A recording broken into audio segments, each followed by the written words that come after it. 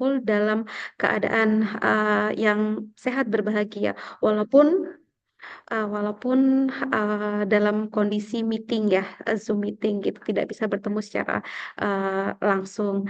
Tak lupa pula salawat serta salam semoga tetap tercurahkan kepada junjungan Nabi kita, Nabi Muhammad SAW beserta keluarganya, karena berkat beliau jugalah kita dapat menikmati kehidupan yang penuh kemuliaan seperti saat ini. Dan sebelum itu, saya izin untuk memperkenalkan diri. Nama saya Diana. Saya adalah salah satu tim dari Sekolah Perheltan Indonesia. Dan di sini juga sudah ada tim dari Sekolah Perheltan Indonesia lainnya. Ada Bidan Erni, ada Bidan Vita. Dan senang sekali kami hari ini bisa bertemu dengan teman-teman sahabat Sepia. Nah, pada pagi hari ini kami mengadakan kegiatan webinar gratis yang tujuannya ingin memberikan manfaat untuk sahabat Sepia, dan pada pagi hari kami akan membahas salah satu topik yang tidak kalah penting, yakni bagaimana sih cara mengoptimalkan posisi pada saat persalinan. Dan di sini juga sudah ada narasumber kita, yaitu Bidan Vita. Dan Bidan Vita akan sharing kepada teman-teman sahabat Sevilla, kemudian nanti kita akan berdiskusi seperti itu. Nah, adapun susunan kegiatan pada pagi hari ini, yang pertama adalah pembukaan, yang kedua doa, yang ketiga menyampaikan profil terkait Sepia seperti apa sih gitu ya. Keempat yaitu foto atau dokumentasi, yang kelima pemaparan materi oleh narasumber kita yakni Abi dan Vita, yang keenam yakni diskusi, dan yang ketujuh adalah penutup. Nah, baik, marilah kita buka terlebih dahulu webinar pada pagi hari ini agar ilmu yang kita dapatkan pada pagi hari ini bisa berkah, kemudian bisa bermanfaat, dan semoga bisa diterapkan oleh sahabat Sepia nantinya pada saat proses persalinan gitu ya. Baik, berdoa dipersilahkan.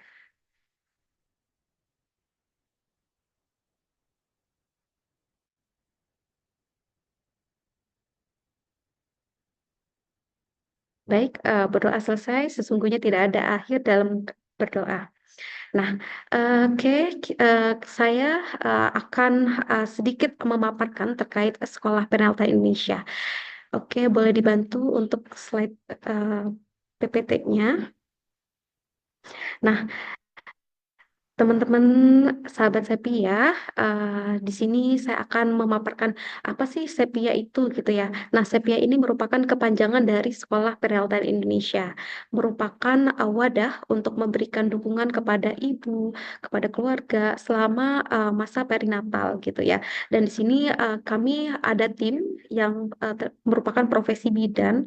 Tujuannya dan fokus utama kami adalah pada aspek keibuan yang penuh kasih, memberikan layanan informasi dan edukasi kesehatan dengan mengangkat moto yakni empowering you with love and evidence gitu ya. Jadi harapannya kami di Sekolah Penetra Indonesia akan memberikan insight baru, keilmuan baru yang penuh kasih sayang, namun juga berbasis evidence, berbasis bukti gitu ya. Dan di Sepia sendiri telah hadir beberapa kelas-kelas menarik gitu yang kurang lebih sudah berjalan, dan kami sudah berjalan sejak 2023, jadi sudah ada beberapa kelas yang sudah kami hadirkan untuk sahabat Sepia. Oke. Nah, ini adalah salah satu kelas-kelas yang sudah atau tersedia di Sekolah Penerangan Indonesia. Salah satunya ada kelas microbiomes. Nah, kemudian ada kelas kesehatan mental ibu dan bayi, kelas prakonsepsi, kelas kehamilan, bahkan hingga kelas perawatan bayi baru lahir, tumbuh kembang, dan postpartum gitu ya.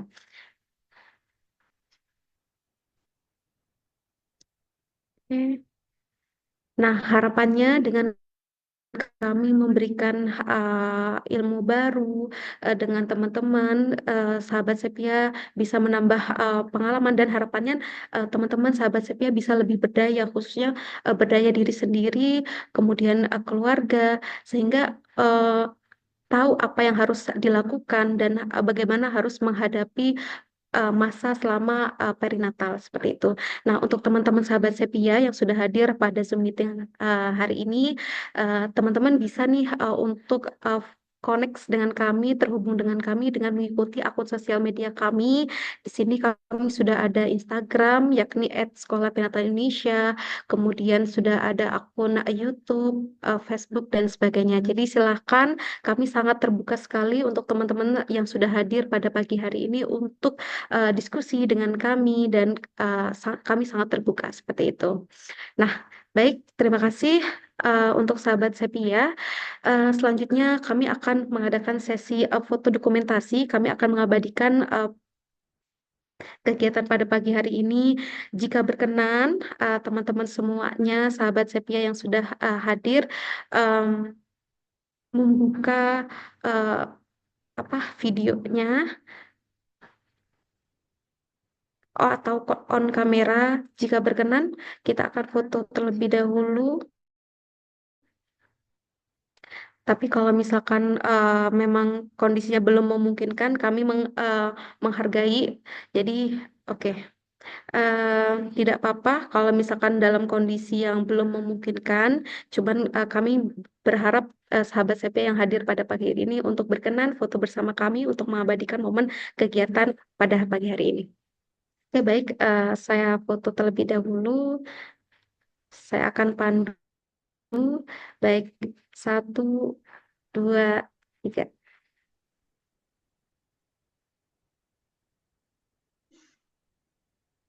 Oke, baik. Baik, terima kasih untuk teman-teman sahabat Sepia yang sudah berkenan membuka kameranya pada pagi hari ini. Oke, kami sangat mengapresiasi hal tersebut. Terima kasih Ibu Aulia, Ibu Novi yang sudah berkenan on kamera ya.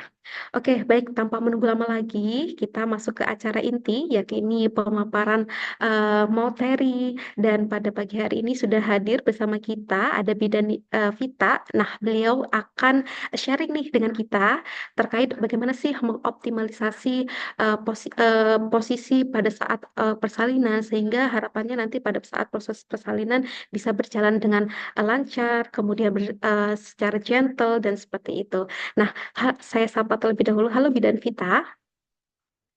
Halo, terima kasih Bidan Diana. Gimana kabarnya Bidan Diana? Alhamdulillah baik. Bidan Vita bagaimana?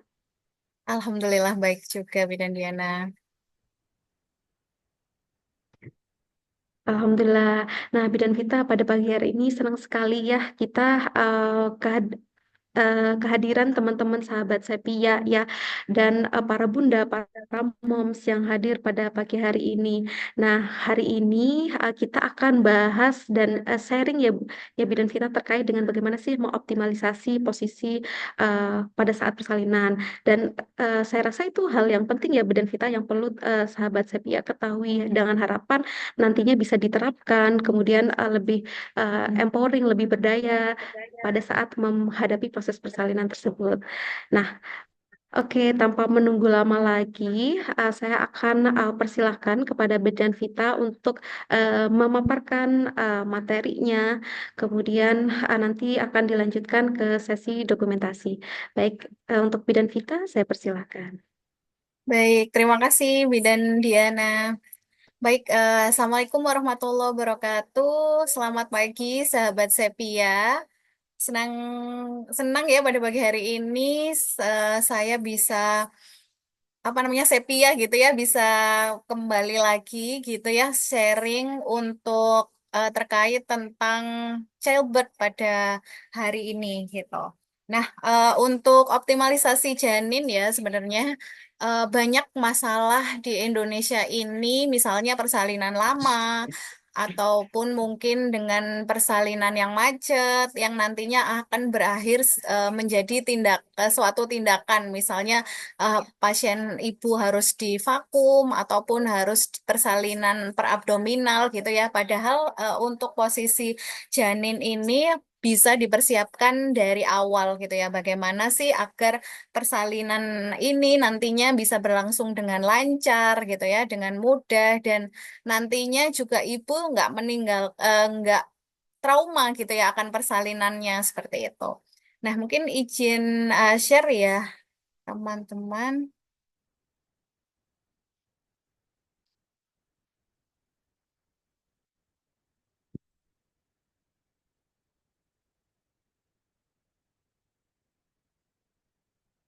Oke, pada hari ini kita diskusi bersama ya teman-teman ya. Jadi nanti kalau ada yang mau di-sharingkan kita di sesi akhir gitu ya.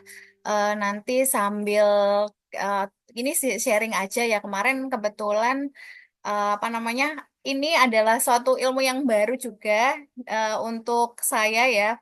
Karena di praktisi gitu ya, jarang yang membahas tentang fisiologis utamanya tentang bagaimana sih mengoptimalisasikan posisi pada persalinan seperti itu. Oke, apa slide saya sudah terlihat?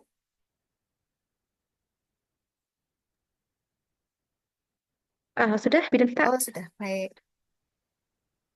Oke.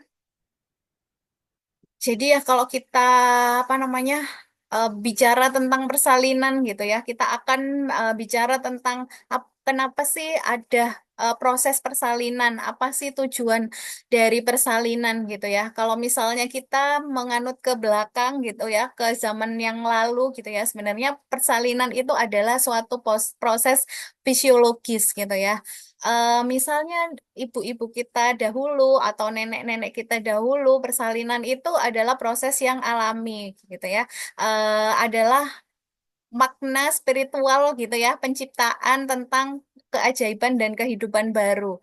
Gimana sih mekanisme seorang tubuh perempuan gitu ya, mulai dari kehamilan mempersiapkan uterus itu mempersiapkan sebagai wadah yang nyaman untuk suatu kehidupan baru gitu ya, dan di fase persalinan ini bagaimana sih Allah atau pencipta kita gitu ya mempersiapkan menciptakan tubuh seorang wanita gitu ya untuk siap alami gitu ya mempersiapkan dirinya untuk proses bersalin ya. Ini mungkin ada video ya tentang persalinan. Sebentar, saya share dulu.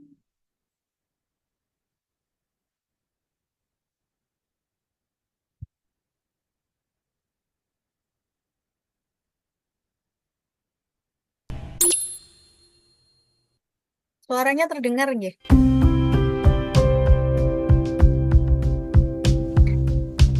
Nih ya, setiap kehamilan setiap perempuan itu unik gitu ya. Ada yang kehamilan itu During the last weeks tidak of ada pregnancy, the masalah baby will atau tidak ada continue to gain keluhan weight gitu and ya. accumulate more body Tapi fat. ada juga apa namanya kehamilan itu yang sebenarnya As the mengalami baby grows larger, masalah-masalah yang the harusnya uterus fisiologis expands. atau masalah-masalah yang alami seperti itu. Nah, ini And the mother may keajaiban ya experience increased gimana discomfort, Allah itu especially menitipkan in the suatu lower kehidupan back, baru di pelvis, rahim and manusia. abdomen. Seorang perempuan gitu ya, dia berkembang seperti itu, di mana organ-organ lain In itu preparation for mempersiapkan birth, the baby may experience untuk position persalinan gitu changes, ya, mulai dari such as shifting uterusnya, from mulai side to dari side pelvis gitu ya, mulai dari otot-otot yang or ada di rotating within the womb. sekelilingnya gitu ya. Begitupun juga bayi. Bayi itu selalu mengalami Most babies settle into a rotasi head-down gitu ya, position in the dan mother's akhirnya pelvis, nanti dia with their akan head mencapai closer to posisi the yang birth canal. optimal. Nah, namun pada This relieves pressure perjalanannya on the gitu ya, seorang diaphragm bayi and itu makes breathing bisa aja easier nggak for the mother. optimal gitu ya posisinya. It may also increase pressure on the bladder, leading to more frequent urination. This position, known as cephalic presentation, is considered ideal for vaginal delivery. Iya, adalah posisi yang ideal, posisi However, kepala some di babies may bawahnya. remain in a breech or feet-first position. Tapi ada juga posisi bokong gitu ya, pada Throughout saat the final persalinan. weeks of pregnancy, the baby's lungs continue to mature and produce a substance that helps keep the air sacs open and facilitates efficient oxygen exchange after birth.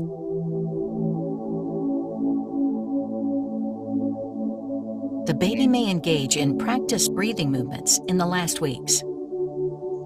Seorang bayi juga mempersiapkan dirinya untuk siap These ketika lahir. movements involve rhythmic contractions of the diaphragm and chest muscles, aiding in lung development and preparation for breathing air after birth.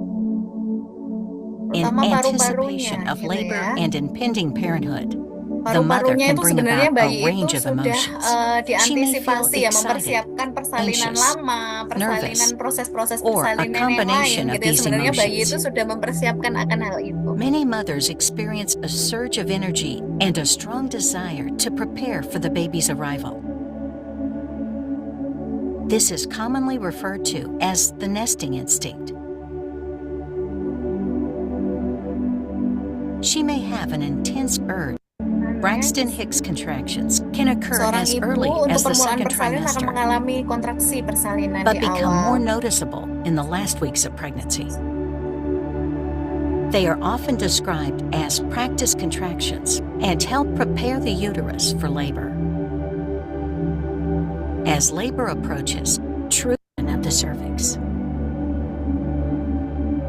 The Nah, ini amniotic tanda-tanda sac persalinan rupture ya, adanya or water kontraksi, breaking can adanya occur at apa different namanya, times keluarnya during air labor. ketuban gitu ya.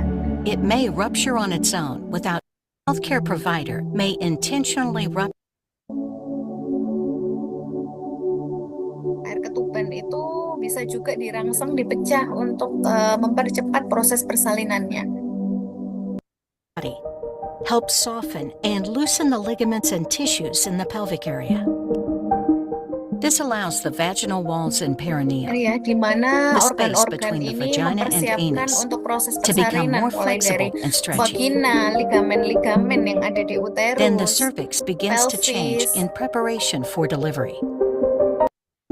Dilates to allow the baby to pass. Once the cervix is fully dilated, the mother enters the pushing stage. Birth canal. The vaginal walls stretch to accommodate its size. Bayi akan mulai bersalin seperti itu ya. To facilitate the baby's birth and prevent severe tearing. Bayi This is melewati episiotomies are not proses-proses routine and are persalinan, typically mulai only done when panggul, masuk necessary. panggul atas, panggul tengah, During the panggul pushing dalam, stage, sampai the dia baby's head emerges keluar first. melalui vulvanya ibu. Passage through the birth canal. Seperti itu. Oke. Nah, kurang lebih seperti itu ya untuk apa namanya proses persalinan. Nah, di hari ini gitu ya kita akan diskusi bersama tentang faktor-faktor apa sih yang yang sebagai penentu kelancaran pada persalinan seperti itu. Jadi dengan adanya video tadi ya sebenarnya banyak apa namanya proses-proses penentu persalinan ya. Yang pertama tadi dari ibunya sendiri dan psikologis ya. Tadi di awal ibu akan waktu ibu hamil di trimester 3 akan mengalami jika ibu itu ada gangguan di psikologisnya, ibu merasa cemas gitu ya, pasti persalinannya juga proses persalinannya akan melambat seperti itu. Yang kedua ada faktor power. Power ini ya, apa kekuatan ibu untuk mengejan maupun kontraksinya. Nah, pada hari ini kita akan sharing untuk mengoptimalisasi posisi janin gitu ya. Kita akan sharing terkait dengan faktor passage dan passenger gitu ya. Apa faktor passage dan passenger? Seperti itu ya. Yang pertama ada passage pada persalinan. Faktor passage ini terbagi menjadi jalan lahir yang akan dilewati oleh bayi gitu ya. Jalan lahirnya terdiri atas apa saja gitu ya. Ada panggul, vagina, dan introitus ya. Kalau kita lihat organ genitalia perempuan gitu ya, di mana tempat untuk tumbuhnya kehidupan baru, tumbuhnya janin gitu ya. Faktor-faktor yang mempengaruhi persalinan adanya di sini ada uterus, ada jalan lahir ya, vagina, ataupun organ-organ atau tulang gitu ya, ligamen sendi gitu ya yang berada atau melindungi organ-organ tersebut. Yang pertama kita bahas yaitu organ panggul ya. Jadi fisiologisnya normalnya organ panggul wanita yaitu bentuknya ginekoid gitu ya. Jadi tidak terlalu bulat ataupun oval gitu ya, tapi bentuknya sudah disesuaikan dengan masuknya kepala bayi itu bisa masuk seperti itu. Nah, di panggul itu nantinya kalau misalnya apa namanya? Bentuknya mungkin keras gitu gitu ya, tapi di panggul itu sebenarnya ada sendi ataupun ada ligamen yang bisa bergerak seperti itu. Kenapa sih? Contohnya gimana gitu ya? Dengan kita jalan, kita bisa mengangkat kaki gitu ya, jongkok gitu ya. Itu adalah yang menggerakkan itu adalah suatu sendi. Bayangkan kalau misalnya dia hanya terdiri dari tulang gitu ya, pasti kita bentuknya akan seperti kerangka gitu ya, kerangka manekin yang apa namanya kita lihat di toko buku misalnya di Gramedia gitu ya, dia akan lurus, nggak bisa ditekuk-tekuk tubuh kita. Tapi di organ panggul itu ada namanya sendi yang nantinya bisa bergerak ketika persalinan itu terjadi. Kita lihat Sacroiliac videonya ya. joint and childbirth. In this bottom view, we show how the pelvic outlet opens during Jadi ini ya, childbirth. di apa namanya di panggul The itu closer innominate is removed to sendi-sendinya demonstrate bisa entry bergerak. of the baby into Jadi the ada pelvic namanya outlet. nanti The sendi-sendi red yang at the menaungi ya. sacroiliac joint shows that, previous to this point, the SIJ Jadi is dia bisa already bergerak irritated. ketika kepala bayinya But, turun, when the baby dia akan pushes the sacrum menyesuaikan farther into nutation, the sakrum itu sacroiliac dengan joint becomes pergerakan further stressed bayinya. as the ligaments stretch and sprain. Nah, ini yang nantinya perlu dioptimalkan seperti itu ya. Sacroiliac joint and childbirth. Jadi nanti di apa namanya hubungan antar tulang ini tuh ada namanya sendi yang nantinya dia bisa bergerak menyesuaikan dengan eh, turunnya kepala bayi atau proses persalinan.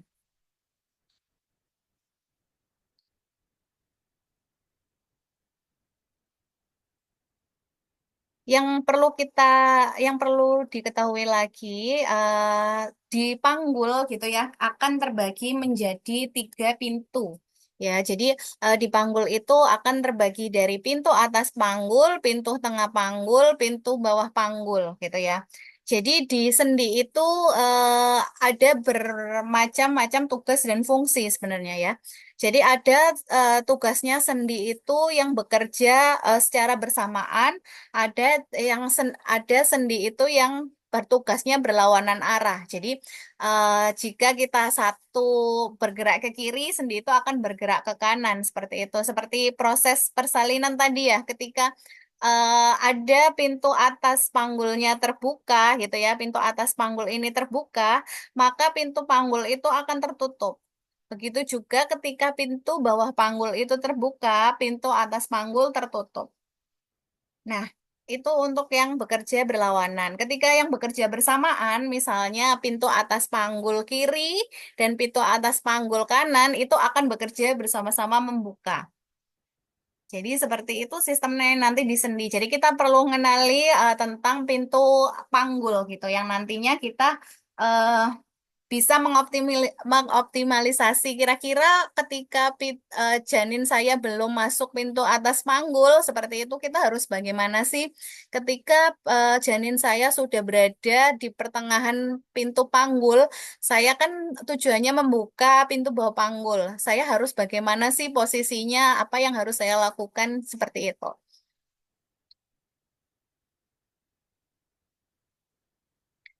Nah, selanjutnya selain dari panggul, kita harus mengenali terkait tentang uterus gitu ya. Nah, uterus, ibu-ibu, jadi bayangannya tidak hanya suatu organ gitu ya, balon gitu ya, yang bulat, misalnya ya terisi oleh janin gitu ya. Tetapi di uterus itu kita ada ligamen-ligamen atau yang membuat uterus itu berada di posisinya.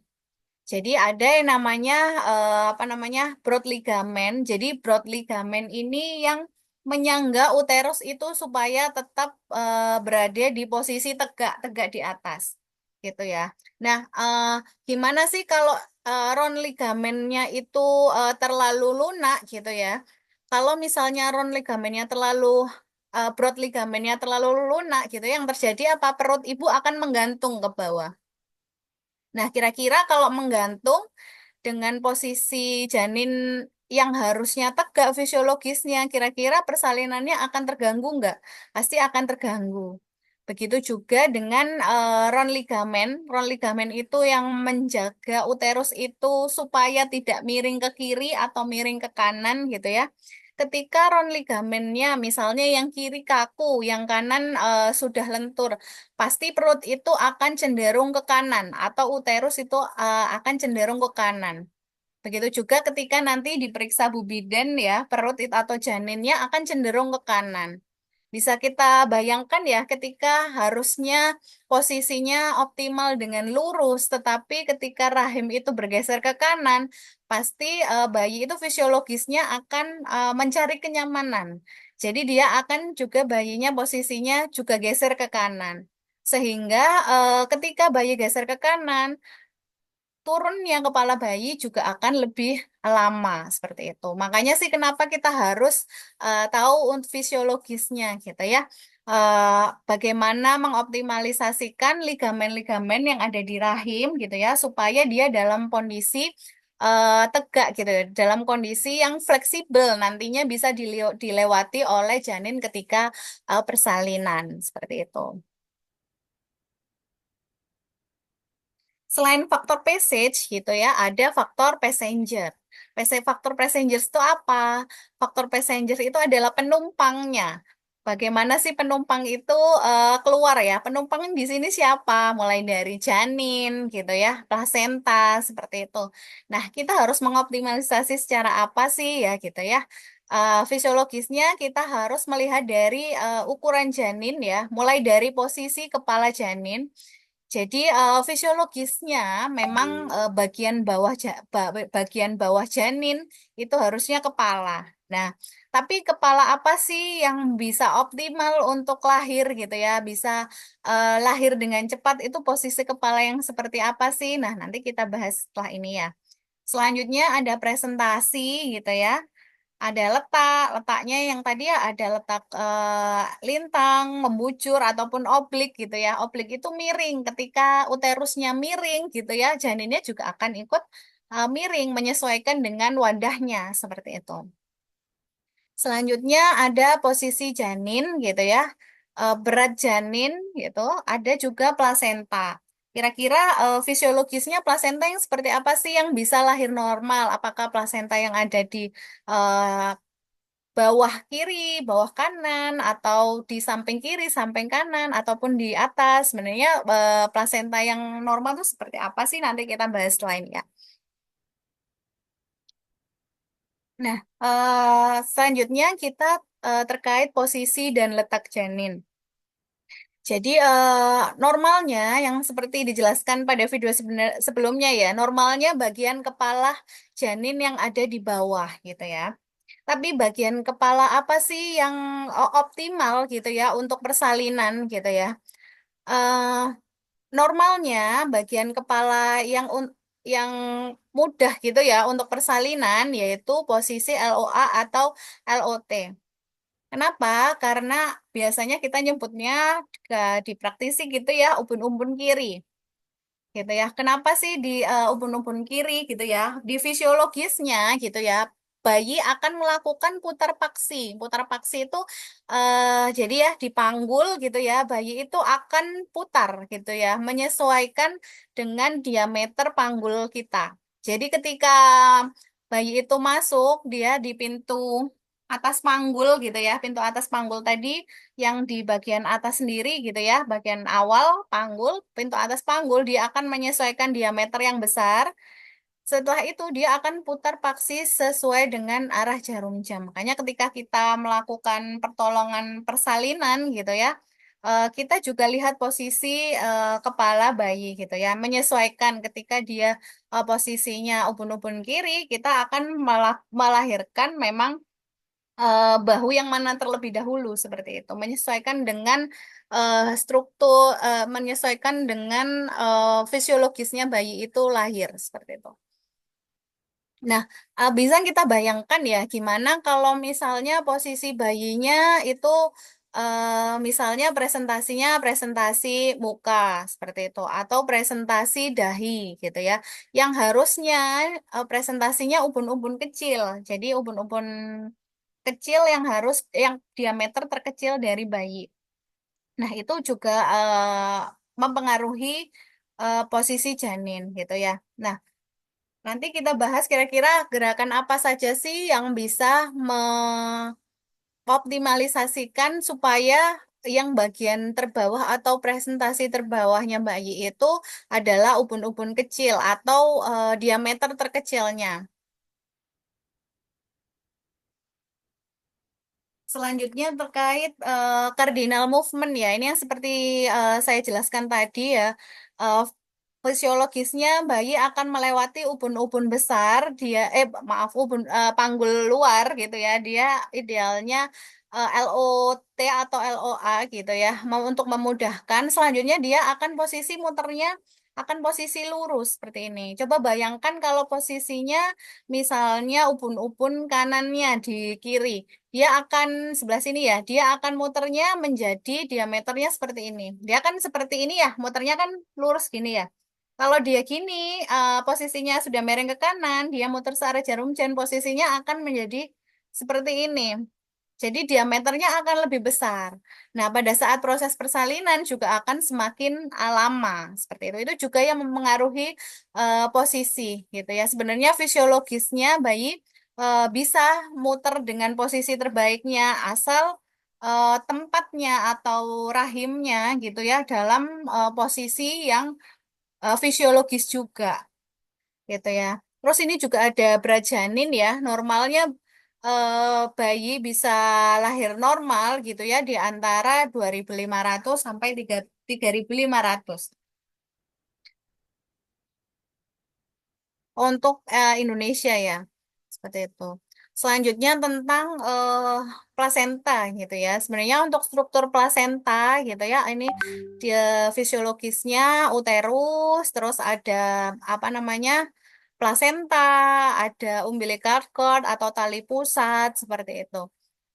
Fisiologisnya, bayi dapat lahir secara normal dengan tali pusat yang tidak menutupi jalan lahir ataupun tidak menutupi serviks seperti itu.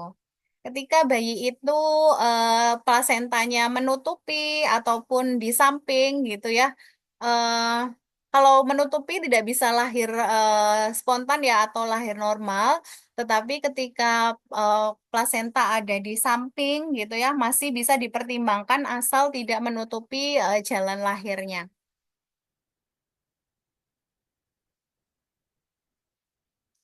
Nah, selanjutnya bagaimana sih mengoptimalisasi posisi janin ya setelah kita diskusi tentang bagaimana sih fisiologisnya fungsi dari panggul, fisiologisnya dari fungsi dari uterus gitu ya, dan fisiologis dari fungsi apa namanya janin maupun plasenta seperti itu.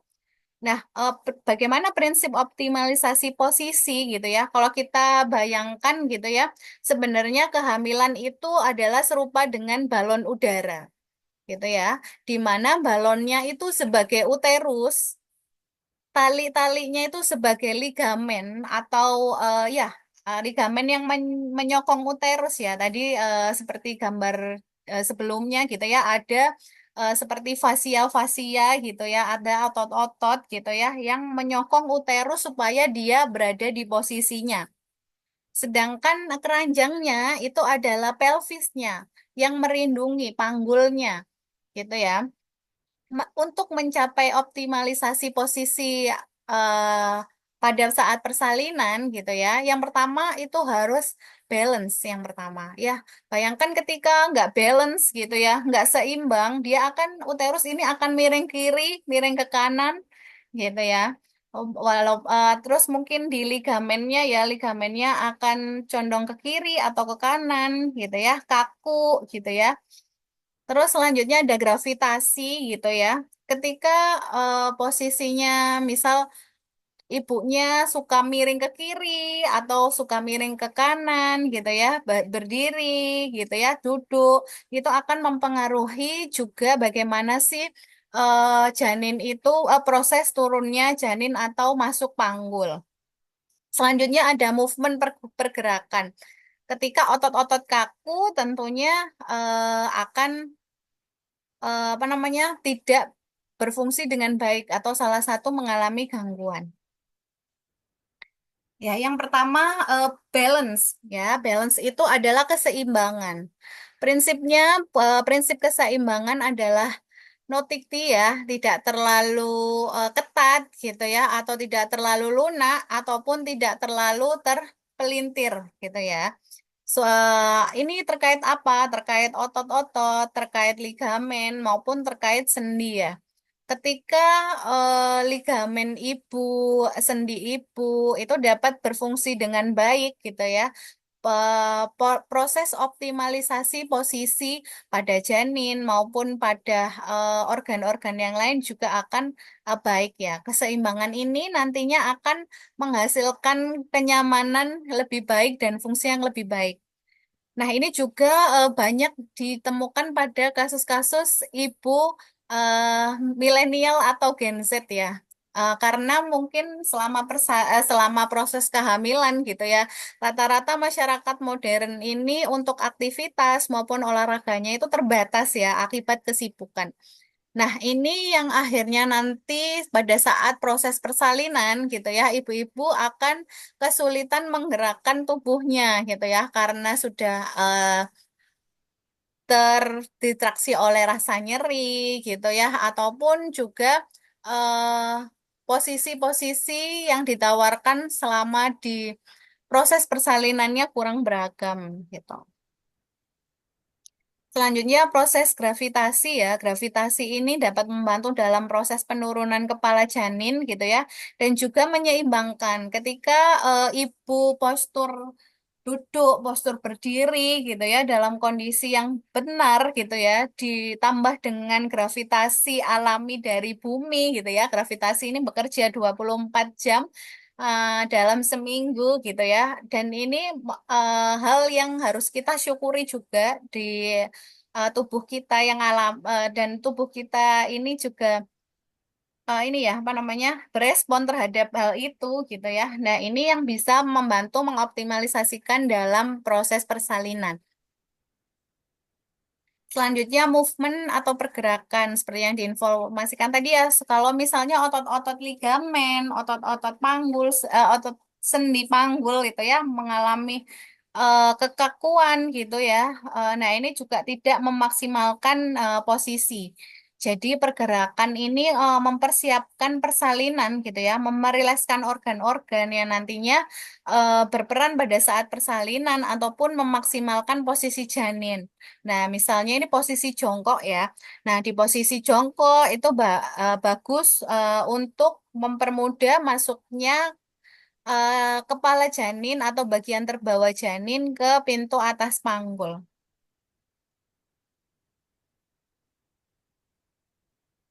Selanjutnya untuk praktis apa namanya praktiknya gimana sih kita dengan teori-teori yang tadi ya, gimana kita bisa menerapkan mengoptimalisasikan posisi janin. Yang pertama dengan pergerakan atau olahraga ya, rilis apa namanya, buang stres kita gitu ya, dan mulai untuk peregangan gitu ya. Dengan adanya seperti tadi diinformasikan adanya movement gitu ya, adanya keseimbangan gitu ya, dan memanfaatkan gravitasi itu akan mempermudah untuk mencapai optimal dalam posisi janinnya gitu ya, terutama pergerakan-pergerakan yang teratur, misalnya berjalan kaki gitu ya. Berjalan kaki ini bisa 2 sampai 6 jam per hari gitu ya. Ini bisa meredakan nyeri, meningkatkan pencernaan dan eliminasi, serta meningkatkan energi gitu ya, merilis stres-stres yang ada di tubuh gitu ya. Selain jalan kaki, pilihan lain bisa melakukan prenatal yoga, belly dancing, swimming gitu ya, renang gitu ya.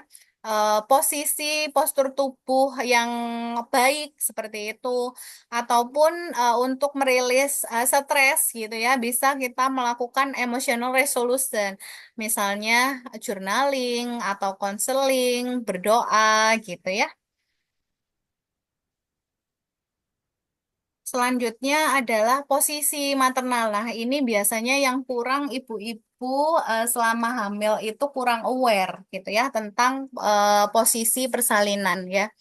Biasanya ibu-ibu yang hamil gitu ya akan cenderung memposisikan dirinya posisi yang nyaman. Namun posisi yang nyaman itu belum tentu adalah posisi yang baik untuk kita, seperti itu ya. Misalnya posisi berdiri ya, biasanya ibu-ibu dengan kehamilan yang sudah trimester 3 gitu, yang sudah semakin perutnya semakin membesar gitu ya, cenderung ibu-ibu itu akan me- menopang perutnya gitu ya, akan cenderung eh, tulang belakangnya akan cenderung menopang perutnya ke belakang seperti gambar satu ini ya. Jadi kepalanya lebih mendongak gitu ya, untuk menyeimbangkan gitu ya. Lehernya lebih condong ke depan gitu ya, ataupun kakinya yang menumpu juga akan menyesuaikan dengan lingkar perut.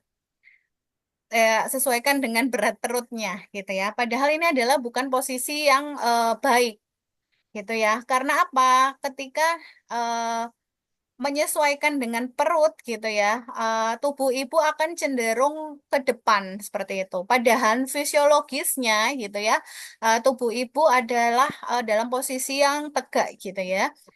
Ketika kita lihat gambar yang pertama ini yang sebelah kiri ya, pasti persalinannya akan semakin lama gitu ya, karena posisi kepala janin gitu ya, presentasinya juga tidak baik menyesuaikan dengan bentuk wadahnya seperti itu. Nah, bandingkan dengan posisi yang sebelah kanan gitu ya. Posisi yang sebelah kanan ini posisinya kepala janinnya dalam kondisi yang optimal seperti itu. Nah, sebaiknya ibu-ibu tetap dalam posisi tegak gitu ya, dalam waktu jalan gitu ya.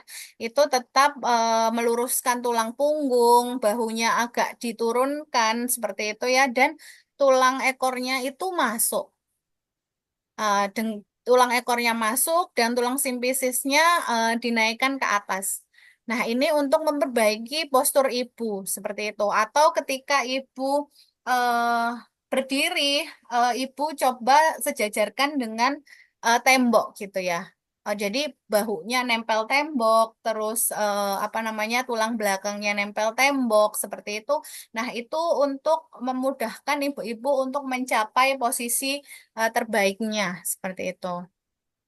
Selanjutnya, kedua terkait dengan duduk gitu ya.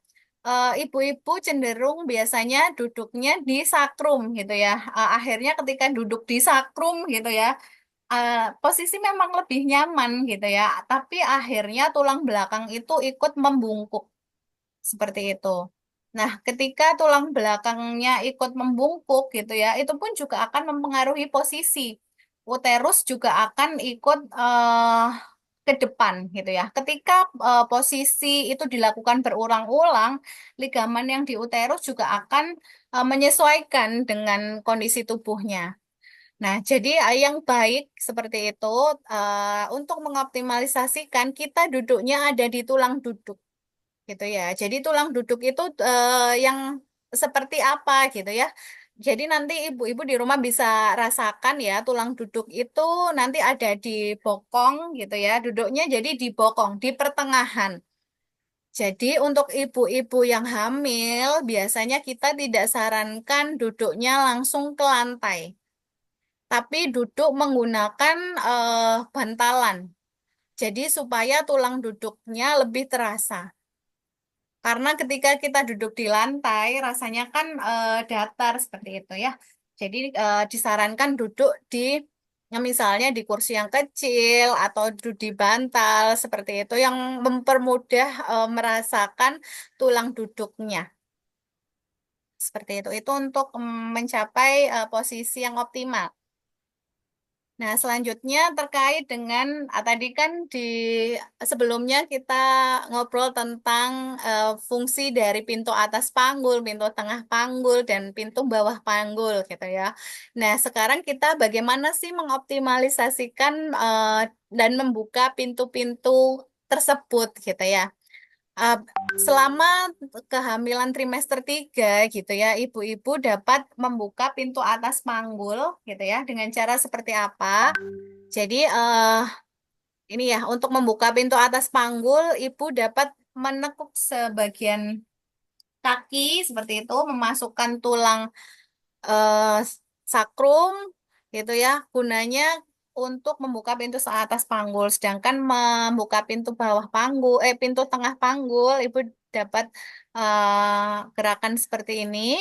Untuk membuka pintu bawah panggul, ibu bisa kakinya agak dibuka, tapi panggul kaki yang di bagian atas atau pahanya bisa agak sedikit menutup. Seperti itu. Nah, untuk ini kan gambar ya. Coba kita lihat videonya.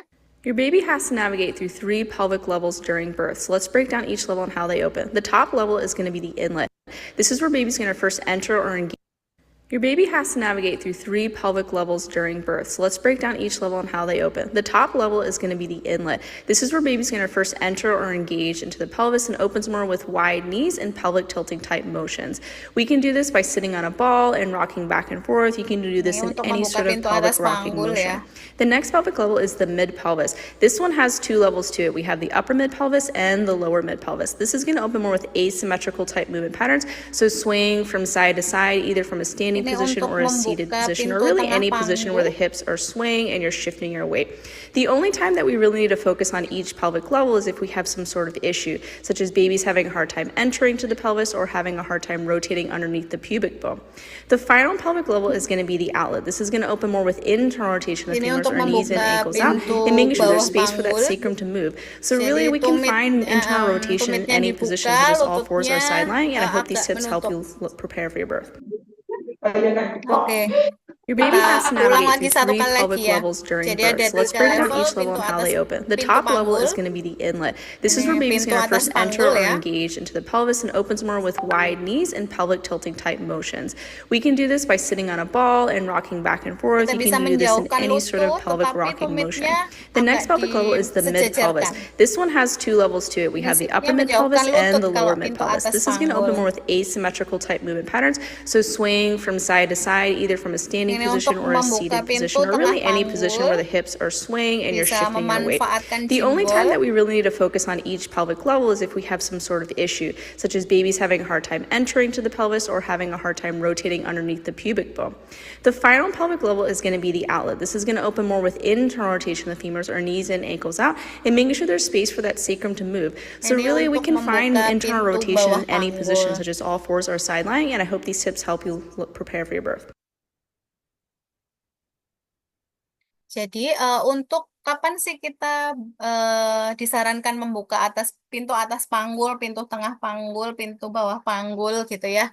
Mungkin di sini juga ada Bu Bidan gitu ya. Pada trimester 3 atau pada kehamilan sebelum menjelang persalinan gitu ya. Kita bisa mengajarkan ibu-ibu atau ibu-ibu di sini bisa eh, melakukan gerakan-gerakan yang gunanya untuk membuka pintu atas panggul seperti itu ya.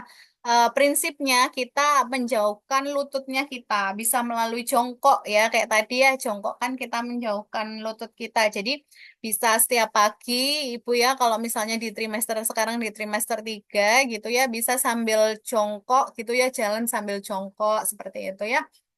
Ataupun sering melakukan gerakan-gerakan yang menjauhkan lutut seperti itu. Mulai misalnya dengan posisi apa namanya merangkak seperti itu ya, senyaman dari ibunya gitu ya. Nah, kapan kita membuka pintu tengah panggul gitu ya? Pintu tengah panggul ini biasanya di apa namanya diajarkan ketika eh, di tengah-tengah persalinan seperti itu atau di ibu-ibu pada saat mulai di awal pada fase laten ketika pembukaan belum ada pembukaan tapi sudah mulai kontraksi ya. Dan membuka pintu bawah panggul gitu ya. Ini ketika ibu-ibu di fase aktif maupun ketika menjelang di kepala bayi itu keluar atau di kala dua biasanya. Nanti ya boleh untuk lebih lanjut bisa mengikuti kelas-kelas di kelas persalinan di Sepia. Selanjutnya posisi forward leaning inversion seperti itu ya. Jadi posisinya nanti ibu bisa apa namanya menekuk lututnya di eh, balok, bisa balok ataupun pada kursi gitu ya. Yang nantinya ada jarak atau ada space antara lutut dan lengannya ibu seperti itu. Nah, dengan kakinya dibuka ya, ini gunanya apa? Untuk menopang atau menyeimbangkan ligamen, terus habis itu uterus dan memberikan ruang bayi untuk memutar gitu ya. Ketika didapatkan space di rongga-rongga uterus gitu ya, bayi itu akan mencapai posisi terbaiknya. Seperti itu. Dan ini juga ketika dilakukan dengan membuka lututnya dan mendekatkan tumit gitu ya, ini akan membuka juga pintu atas panggul sehingga membuat kepala bayi lebih mudah masuk selama proses-proses persalinan. Nah, pose-pose ini gitu ya bisa dilakukan eh, diulang gitu ya 60 kali misalnya dalam sehari. Selanjutnya rest smart position. Nah, ini juga posisi apa namanya? Gerak-gerakan yang mungkin sebenarnya sehari-hari gitu ya, sepele gitu ya, ketika tidur atau istirahat aja. Tapi ketika posisinya itu dalam posisi yang kurang baik atau dalam posisi yang salah gitu ya, nantinya akan eh, mengurangi posisi-posisi optimal selama persalinan seperti itu. Nah, ketika tidur disarankan untuk membuat atau gerakan memposisikan gitu ya se- L gitu ya seperti huruf L gini ya ini kakinya harus biasanya disarankan diganjal dengan bantal gitu ya baik itu didekatkan maupun kakinya jauhkan seperti itu. Ataupun ketika dalam posisi istirahat seperti itu, lebih baik di belakang diganjal dengan bantal gitu ya, supaya posisi-posisinya tetap optimal. Jadi ketika misalnya ibu yang istirahat tidak diganjal bantal, bayangkan uterusnya dia akan tidur ke belakang. Iya, posisinya akan ke belakang seperti itu ya. Nah, ini juga mengurangi optimalisasi atau ya optimalisasi posisi janinnya seperti itu. Jadi sebenarnya banyak ya apa namanya posisi-posisi ataupun aktivitas-aktivitas apa saja yang bisa dilakukan untuk mengoptimalkan posisi selama persalinan gitu ya. Mungkin untuk hari ini hanya itu dulu yang kita sampaikan. Nanti ibu-ibu bisa mengikuti kelas-kelas yang di Sepia gitu ya. Nanti kita ajarkan berbagai posisi untuk mengoptimalkan selama persalinan seperti itu ya. Nah, ini untuk yang terakhir mungkin. Jadi persalinan yang lama itu jika terjadi kesalahpahaman tentang fisiologi manusia ya. Jadi kita tidak tahu sebenarnya proses persalinan gitu adalah proses yang fisiologis, proses yang alami gitu, yang dialami oleh manusia gitu ya. Sebenarnya tubuh ibu bersalin itu sudah dirancang untuk melahirkan gitu ya. Namun kehidupan modern itu tidak. Jadi untuk sekarang ya di Indonesia ya atau di kehidupan modern yang hanya di Indonesia, ketika terjadi persalinan lama gitu ya, ujung-ujungnya pilihannya apa? Ya tindakan seksio, tindakan vakum, seperti itu ya, yang nantinya bisa menambah gitu ya trauma-trauma pada ibu yang bersalin. Nanti berlanjut ke nifas, seperti itu, postpartum blues, nantinya juga tidak ini ya, tidak optimal dalam merawat keluarga maupun bayinya gitu ya. Sebenarnya fisiologi yang harusnya terjadi pada ibu bersalin itu bisa kita persiapkan sejak kehamilan gitu ya. Tapi memang mungkin ibu-ibu kurang tahu tentang pemahaman bagaimana sih cara mengoptimalisasikan posisi janin gitu ya. Kita harapannya di Sepia gitu ya, kita bisa belajar sharing bareng-bareng dengan ibu-ibu untuk meningkatkan keberdayaan ya, supaya ibu-ibu bisa tahu, bisa nanti menjalani proses perinatalnya secara alami gitu ya, secara lancar dan nggak menimbulkan trauma pada masa perinatal. Ya mungkin eh, itu yang bisa saya sharingkan pada hari ini. Mungkin bisa lanjut diskusi. Saya kembalikan ke Bidan Diana selaku hostnya. Terima kasih. Oke, baik. Terima kasih banyak Bidan Vita atas pemaparan materinya tadi sangat menarik sekali Bidan Vita. Eh, jadi kita bisa mengetahui bagaimana tips-tips atau gerakan yang bisa mengoptimalisasi posisi kita pada saat persalinan. Dan seperti yang tadi Bidan Vita sampaikan gitu ya, bahwa sebenarnya bayi itu eh, pada masa kehamilannya lagi mempersiapkan untuk eh, kedua orang tuanya. Nah, tentu ibu atau bunda nih ya juga perlu nih untuk mempersiapkan agar proses jalan lahir bayi nantinya bisa berjalan dengan lancar dan salah satunya adalah dengan lakukan beberapa gerakan atau mengoptimalisasi posisi yang tadi disampaikan oleh Bidan Vita. Nah, menarik sekali ya. Sebelum itu, kita lanjut ke sesi diskusi. Jadi tadi sudah dipaparkan oleh Bidan Vita. Nah, ini kami tim Sepia akan memberikan kesempatan pada bunda-bunda, pada sahabat Sepia pagi hari ini untuk berdiskusi secara langsung dengan Bidan Vita. Oke, apakah ada yang ingin bertanya secara langsung? Bisa klik raise hand.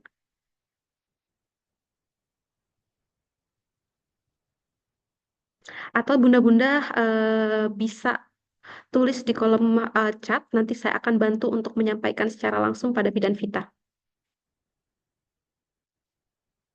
Nah, mungkin sambil lalu ya, Bidan Vita tadi kan disampaikan ya terkait dengan tips-tips untuk mengoptimalisasi posisi pada saat persalinan nantinya, seperti keseimbangan tubuh, kemudian gravitasi, kemudian movement atau pergerakan. Nah, kira-kira untuk sahabat Sepia yang saat ini mengikuti kegiatan webinar, sebenarnya eh, kapan sih kita bisa melakukan tips yang tadi Bidan Vita sampaikan gitu ya, sejak kapan gitu bisa dilakukan hal tersebut. Nah, kira-kira apa sih yang perlu dipersiapkan terkait dengan hal tersebut seperti itu Bidan Vita? Baik, terima kasih Bidan Diana. Jadi untuk mengoptimalisasi posisi janin ya sebenarnya kita bisa mempersiapkan lebih awal gitu ya, ketika kita sudah mengetahui eh, hamil gitu ya, sudah mengetahui kehamilan gitu ya, kita bisa mempersiapkan untuk eh, melakukan tips-tips seperti itu gitu ya. Karena memang kalau misalnya aktivitas latihan fisik gitu ya, itu tidak bisa sedemikian rupa cepat gitu ya, bisa dibentuk gitu ya. Jadi kita memerlukan proses untuk melakukan hal-hal tersebut gitu ya. Kalau misalnya mungkin yang saya baca ya, untuk di awal trimester gitu ya, kita dalam selama persalinan gitu ya, paling tidak kita melakukan gerakan-gerakan keseimbangan, gerakan gravitasi maupun movement gitu ya, paling tidak selama 5.000 sampai 6.000 kali selama kehamilannya seperti itu. Jadi lebih baik kita persiapkannya semenjak saat hamil gitu ya. Tetapi lebih baik lagi jika selama masa prakonsepsi gitu ya, sebelum hamil gitu ya, kita mulai eh, dengan berlatih fisik gitu ya. Paling nggak aktivitas fisik bisa mulai jalan gitu ya, ataupun mulai gerakan-gerakan stretching ringan seperti itu. Jadi karena mungkin ya Bunda Diana sekarang di era modern gitu ya, aktivitas ataupun eh, cepatnya kita memperoleh sesuatu gitu ya, misal tuntutan dari pekerjaan atau eh, hal-hal lain yang memudahkan kita. Misalnya kalau dulu mungkin ibu-ibu kita harus jalan ke pasar gitu ya untuk beli makanan gitu ya atau memproses makanan gitu ya. Sekarang di era yang sudah maju, mungkin kita tinggal klik GoFood, klik Shopee Food gitu ya untuk apa namanya beli makanan gitu ya untuk memenuhi kebutuhan kita gitu ya. Nah, tapi sebenarnya gitu ya proses untuk aktivitas fisik membentuk tubuh kita supaya lebih lentur ligamennya gitu ya. Kita mulai persiapkan sejak awal, sejak sebenarnya untuk sebelum konsepsi atau pada saat prakonsepsi gitu ya, supaya nantinya ketika menghadapi proses tersebut gitu ya, proses persalinan seperti itu, tubuh-tubuh itu sudah siap gitu ya, karena sebelumnya dia sudah dilatih atau dipersiapkan. Seperti itu kurang lebih dan Diana.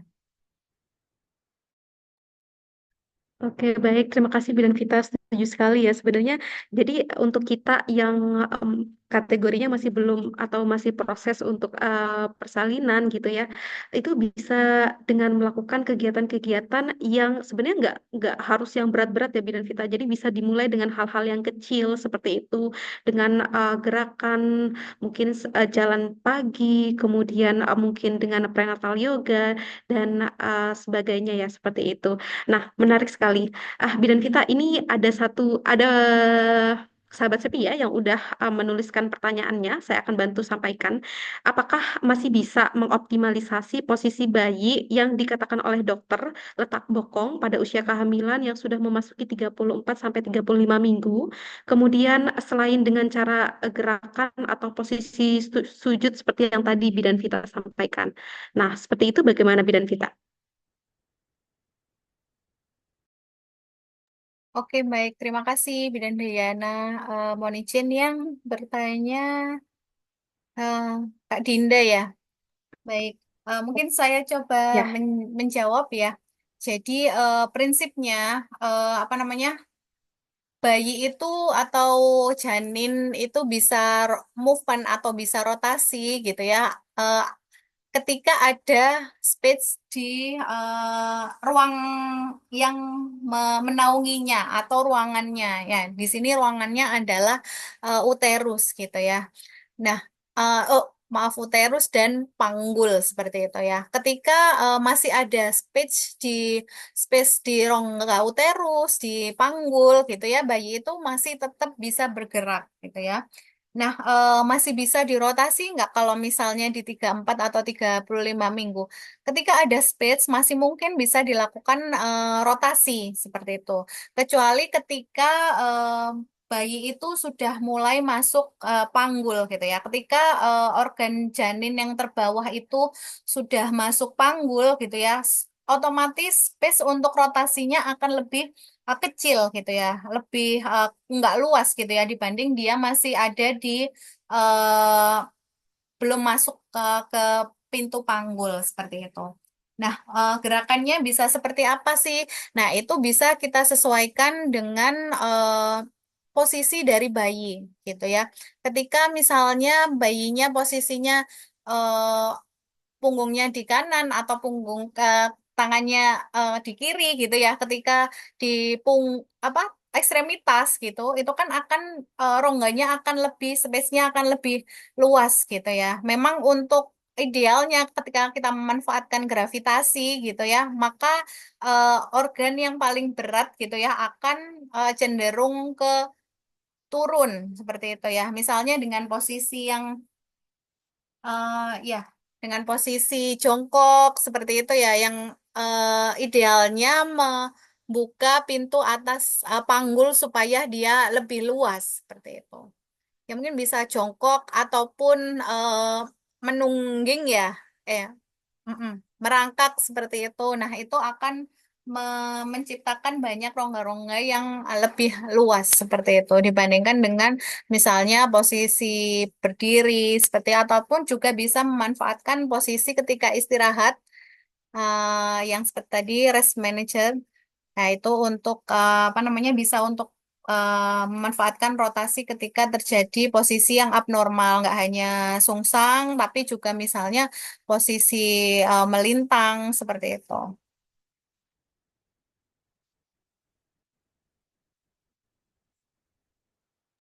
Mungkin seperti itu, Bidan Diana. Oke, baik.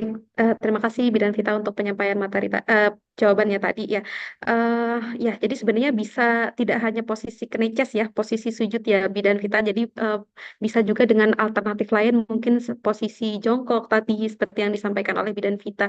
Dan eh, jangan merasa eh, insecure dulu atau terpressure dulu karena posisi sungsang pada saat usia 34 atau 35 minggu selama masih ada space posisi, tidak ada salahnya untuk moms untuk berikhtiar gitu ya.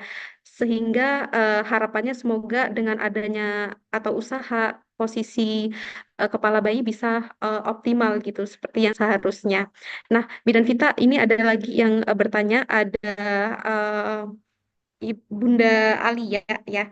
Mohon izin bertanya, idealnya sejak kapan sih sebaiknya sebagai seorang bidan memberikan pendampingan dan menyarankan suami dan keluarga untuk ikut dalam persiapan persalinan seperti itu.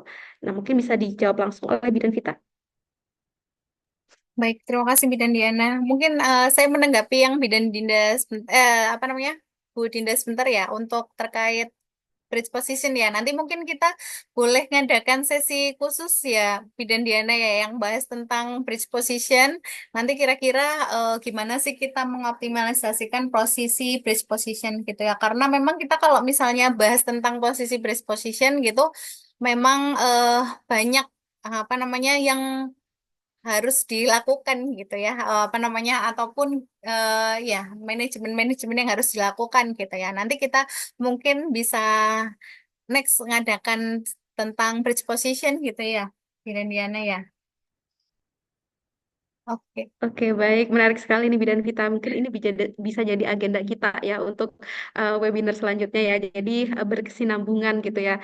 Dan jadi bisa apa informasi lain terkait dengan bagaimana untuk mengoptimalisasi untuk breast position seperti tadi. Oke, baik. Boleh nanti kita agendakan. Semoga bisa terlaksana ya.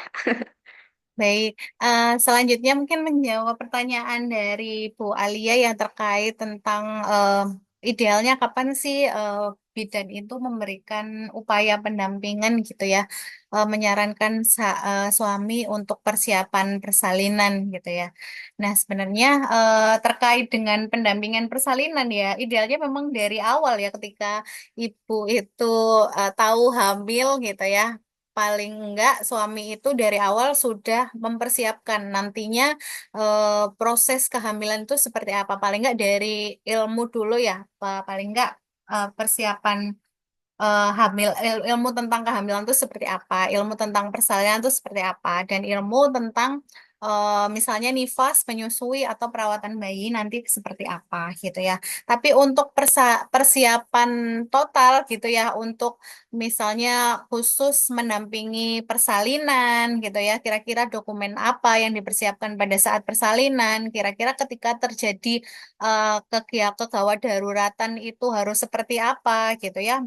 Biasanya mungkin mulai dipersiapkan ketika awal trimester 3 gitu ya. Ketika awal trimester 3 ataupun akhir dari trimester 2 itu teman-teman bidan gitu ya bisa mulai menyarankan suami ataupun keluarga mulai memberikan edukasi tentang dokumentasi maupun tentang eh, proses pendampingan, misalnya apa sih peran-peran suami selama nantinya persalinan gitu ya, selain mendampingi secara fisik gitu ya, kita harus juga mendampingi secara psikologisnya ibu.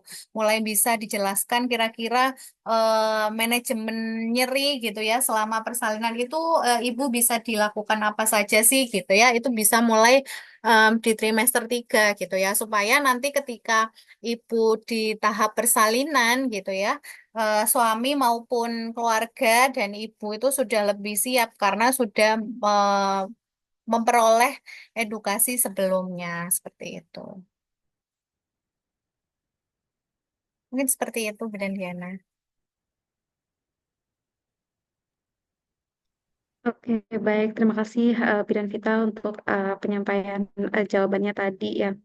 Eh, jadi sebenarnya seorang provider gitu ya, seorang bidan itu bisa memberikan pendampingan sejak mengetahui hamil ya gitu ya, untuk persiapan persalinannya. Setidaknya melalui edukasi seperti menyampaikan terkait apa yang perlu dipersiapkan, bagaimana untuk mengoptimalisasi peran suami dalam menghadapi atau mendampingi persalinan istri nantinya seperti itu.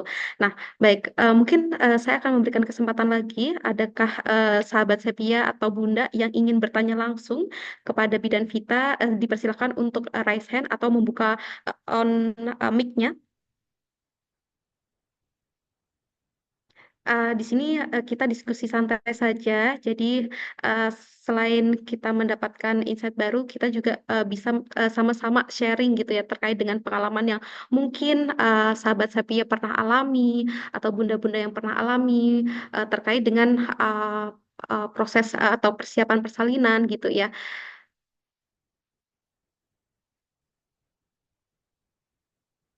Oke, baik sambil menunggu ya eh, Bidan Vita. Kita mungkin diskusi terkait ini ya prenatal yoga gitu ya. Tadi menarik sekali ya Bidan Vita menyampaikan bahwa sebenarnya eh, salah satu cara untuk mengoptimalisasi posisi adalah dengan movement atau gerakan, yakni dengan gerakan-gerakan lembut, kemudian dengan gerakan santai. Nah, salah satu yang tadi Bidan Vita contohkan adalah dengan prenatal yoga. Nah, kira-kira sebenarnya prenatal yoga ini seberapa penting sih Bidan Vita untuk kita lakukan gitu ya? Untuk maksudnya untuk moms, untuk bunda-bunda yang mempersiapkan proses persalinannya. Dan kira-kira eh, sebenarnya boleh nggak sih atau boleh nggak sih diterapkan pada saat persalinan itu prenatal yoga? Nah, seperti itu. Gimana Bidan Vita? Baik, terima kasih Bidan Diana. Sebenarnya karena kita bahasnya tentang prenatal yoga gitu ya, sebenarnya yoga itu adalah suatu olahraga gitu ya. Olahraganya nggak hanya olahraga fisik gitu ya, tapi juga dia holistik gitu ya, juga mencakup mental dan emosionalnya seperti itu. Nah, eh, untuk prenatal yoga biasanya kita menyarankan mulai dari awal kehamilan gitu ya, karena seperti yang saya infokan di awal gitu ya, kalau misalnya memang persiapan aktivitas fisik gitu ya dan stretching gitu ya bisa dilakukan di awal kehamilan gitu ya untuk mempersiapkan otot-otot tubuh kita gitu ya, supaya lebih lentur dan lebih siap ketika melakukan movement saat masa persalinan gitu ya. Nah, sebenarnya prenatal yoga ini tidak hanya bisa dilakukan ibu saja gitu ya. Biasanya bisa dilakukan dengan partner ya sebagai pendukung ibu gitu ya. Bahwa ibu itu selama proses kehamilannya itu nggak sendirian loh, tetapi ada partner yang mendukung untuk proses perinatal seorang perempuan gitu ya. Nah, eh, bisa atau tidak dilakukan selama persalinan gitu ya. Sebenarnya gerakan-gerakan di prenatal yoga gitu ya, kebanyakan gitu ya, tujuannya untuk mengatasi eh, selain stretching ya, melemaskan otot, merelaksasikan otot gitu ya, itu juga untuk terapi-terapi yang pertama. Jadi ada beberapa gerakan ketika sebenarnya ibu-ibu hamil ya, seperti yang video awal tadi, eh, ada keluhan-keluhan yang sebenarnya fisiologis. Misalnya keluhan di punggung seperti itu ya, yang mungkin ibu itu salah dalam pose berdiri ataupun duduk gitu ya, itu bisa diatasi dengan eh, yoga seperti itu. Karena yoga itu prinsipnya keseimbangan movement dan memanfaatkan gravitasi seperti itu. Juga eh, selain itu gerakan-gerakan yoga gitu ya bisa dimanfaatkan ketika persalinan, khususnya dalam membuka panggul, panggul atas, panggul tengah maupun panggul bawah gitu ya. Terus habis itu dan apa namanya sel- pemanfaatan gerakan-gerakan tersebut gitu ya, karena gerakan yoga itu movementnya nggak terlalu banyak ya, beda kalau misal kita kardio gitu yang harus movement banyak gitu ya, bisa dimanfaatkan ketika fase laten ataupun fase aktif yang memang ibu itu ada nyerinya gitu ya. Jadi misalnya sambil tidur gitu ya, ibu bisa latihan membuka pintu atas panggul. Misalnya nggak hanya jongkok aja, ibu bisa apa namanya miring kiri kanan gitu ya, kakinya dijauhkan, membuka yang sebelah kiri, nanti gantian miring kanan, ya miring kanan gitu ya, membuka pintu atas panggul sebelah kanan ya sebenarnya itu bisa dimodifikasikan. Jadi bisa diterapkan mulai dari kehamilan sampai nanti ibu di fase-fase persalinan khususnya fase laten ataupun fase aktif ataupun kalau dua juga bisa. Misal ibu kesulitan untuk meneran atau membuka pintu bawah panggul seperti itu. Nah, itu sebenarnya bisa diterapkan dengan gerakan-gerakan yoga yang sebelumnya di prenatal sudah diajarkan. Seperti itu kurang lebih Brandiana.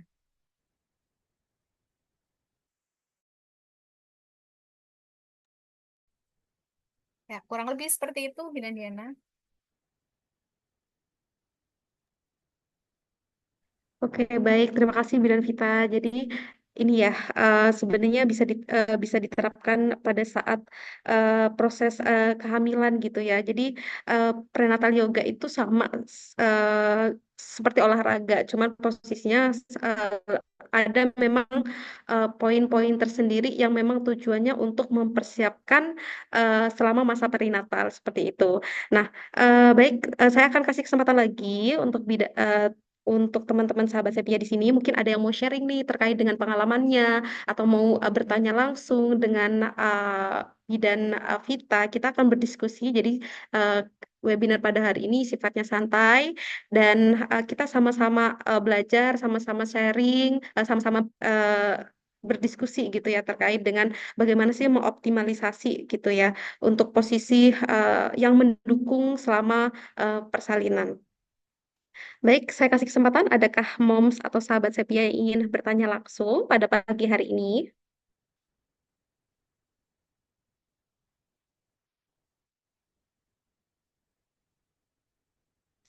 Oke, baik. Oke, baik. Sepertinya belum ini ya, Bidan Vita ya, belum ada yang bertanya langsung. Em, Mungkin ini ya, eh, satu kesimpulan nih ya, Bidan Vita. Mungkin satu kesimpulan akhir yang bisa Bidan Vita sampaikan kepada moms, kepada sahabat setia pada siang hari ini terkait dengan topik ini. Seperti itu. Nah, mungkin intinya seperti apa? Biar sahabat setia, moms, bunda pada pagi hari ini tuh bisa mengimplementasikan hal tersebut untuk persiapan persalinan nantinya. Dan Vita. Baik, terima kasih Bina Diana. Ya, jadi pada dasarnya gitu ya, sebenarnya proses persalinan itu adalah proses yang fisiologis seperti itu. Jadi sebagai perempuan gitu ya, sebagai ibu gitu ya, kita harus bisa mengenali apa sih yang ada pada diri kita masing-masing gitu ya. Mulai dari sebenarnya bagaimana sih fisiologi dari seorang tubuh wanita gitu ya. Bagaimana pencipta kita itu membuat tubuh kita yang demikian sempurna ini untuk siap pada saat proses persalinan gitu ya. Misalnya melalui dari ilmu gitu ya, maupun sharing-sharing pengetahuan gitu ya, baik dari eh, para expert khususnya gitu ya, supaya informasi tidak terjadi hanya mitos aja gitu ya. Kalau misalnya hanya sharing, ataupun juga bisa sharing pengalaman dengan ibu-ibu yang sudah pernah menjalaninya dan dikonfirmasi oleh ilmu seperti itu. Nah, selanjutnya setelah kita mengenali diri kita sendiri gitu ya, kita harus bisa mengoptimalisasikan apa yang ada dari dalam apa yang sudah Tuhan berikan gitu ya kepada diri kita, supaya apa yang Tuhan titipkan ke kita itu tidak menjadi trauma-trauma yang patologis, atau trauma-trauma yang nantinya bisa membuat kita eh, akhirnya kecewa gitu ya, ataupun maksimalnya kecewa sama pemimpin kita. Sebenarnya itu pun adalah suatu pencipta kita ya, itu adalah sesuatu yang anugerah gitu yang diberikan oleh pencipta kita ya. Jadi dengan didasari oleh ilmu, kita harus bisa memaksimalkan diri kita, apa yang telah Tuhan atau pencipta titipkan ke kita. Seperti itu, dengan ikhtiar maupun juga dengan berdoa dan dukungan dari keluarga ataupun suami dari ibu-ibu. Gitu. Kurang lebih begitu, Bidan Diana. Semoga apa yang yang kami sampaikan dari tim Sepia bisa bermanfaat untuk ibu-ibu dan sahabat Sepia yang lain. Amin. Ya, betul sekali Bidan Vita. Semoga kegiatan pada webinar hari ini bisa bermanfaat ya, juga menambahkan pengetahuan baru untuk sahabat Sepia, untuk Bunda, untuk setidaknya mempersiapkan gitu ya. Kita kan pada saat ini belum bisa praktek secara langsung, tapi kita memberikan informasi, memberikan edukasi.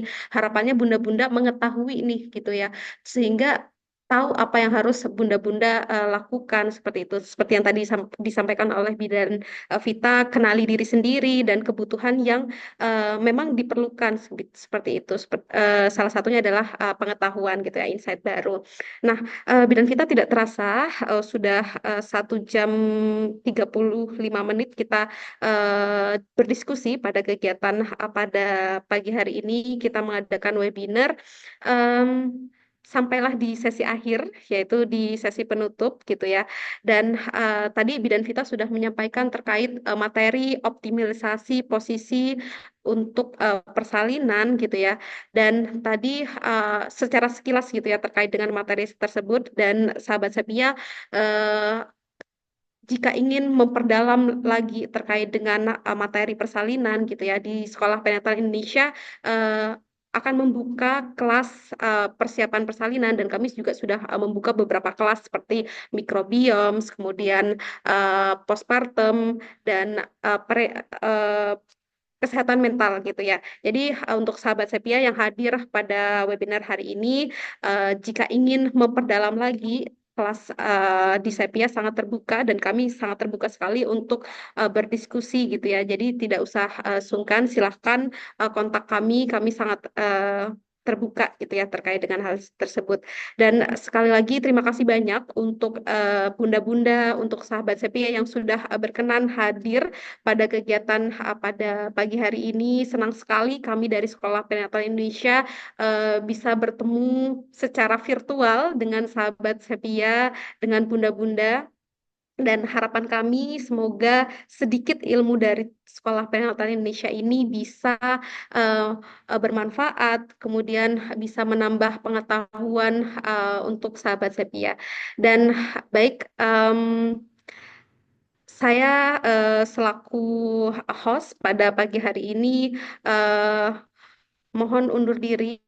Mohon maaf apabila dari Sekolah Penatal Indonesia kegiatan pada pagi hari ini ada kekurangan, dan secara pribadi saya juga mohon maaf apabila selaku host ada kesalahan baik perkataan ataupun yang kurang kenal bagi dan terima kasih banyak. Semoga kedepannya sahabat saya yang hadir pagi hari ini juga bisa ikut sesi webinar selanjutnya dari Sekolah Kesehatan Indonesia. Baik, oke, terima kasih. Wassalamualaikum warahmatullahi wabarakatuh. Waalaikumsalam warahmatullahi wabarakatuh. Terima kasih Bidan Diana dan sahabat-sahabat Sepia semua. Terima kasih, Bidan. Terima kasih, Bidan kita ketemu lagi ya, teman-teman sahabat setia Bunda. Saya izin